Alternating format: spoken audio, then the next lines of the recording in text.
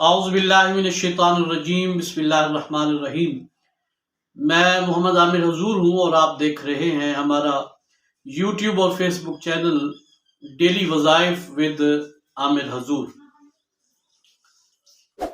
اگر کسی انسان کے منہ سے بو آتی ہو، خاتون ہو یا مرد، انسان جتنا مرضی خوبصورت ہو، جتنا مرضی پڑھا لکھا ہو اور بات کرنے کا ہنر جتنا مرضی جانتا ہو، لیکن یہ ایک ایسی بیماری ہے، یہ ایک ایسا عیب ہے کہ انسان انتہائی شرمندگی محسوس کرتا ہے اور احساس کمتری میں مبتلا رہتا ہے۔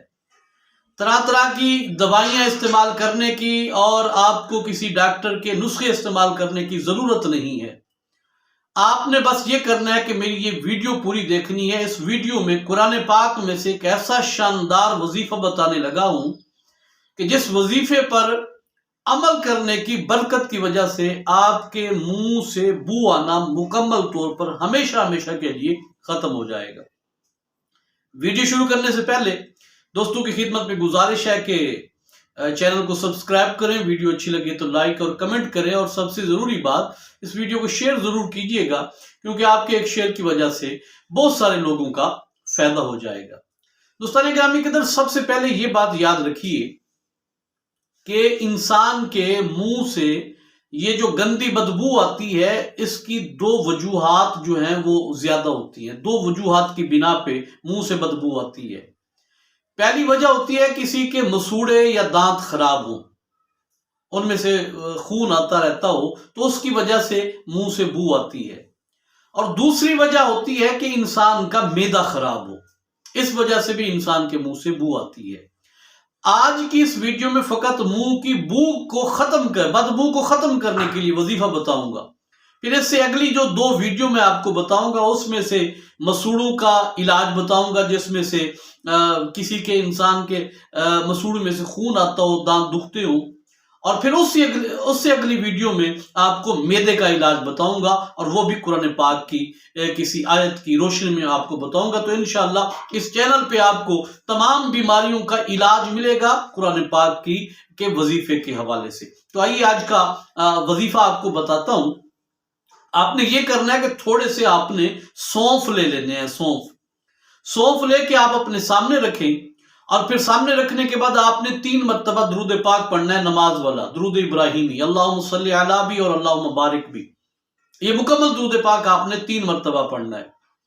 درود پاک 3 مرتبہ پڑھنے کے بعد اب آپ نے ما کان محمد ابا احد من رجالکم ولکن رسول اللہ و خاتم النبیین، اس آیہ مبارکہ کا یہ حصہ پڑھنا ہے۔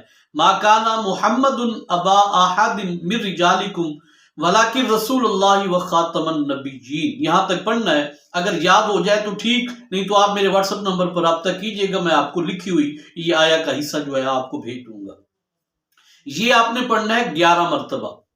11 مرتبہ یہ پڑھنے کے بعد اب آپ نے درود پاک ہے ایک، اللہم صلی وسلم علی النبی الطاہر، اللہم صلی وسلم علی النبی الطاہر، یہ آپ نے 11 مرتبہ پڑھنا ہے، اور آخر پہ آپ نے 3 مرتبہ درود پاک پڑھنا ہے۔ یہ آپ کا ایک چکر مکمل ہو گیا، اور وظیفے کے چکر کے اختتام پہ وہ جو آپ نے سونف رکھے ہوئے ہیں اس پر آپ نے دم کر دینا ہے، پھونک لگا دینی ہے۔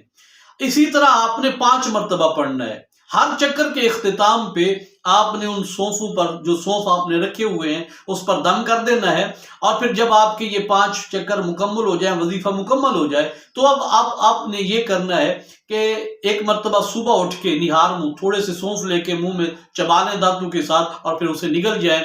ایک مرتبہ دوپہر کو اور ایک مرتبہ شام کو۔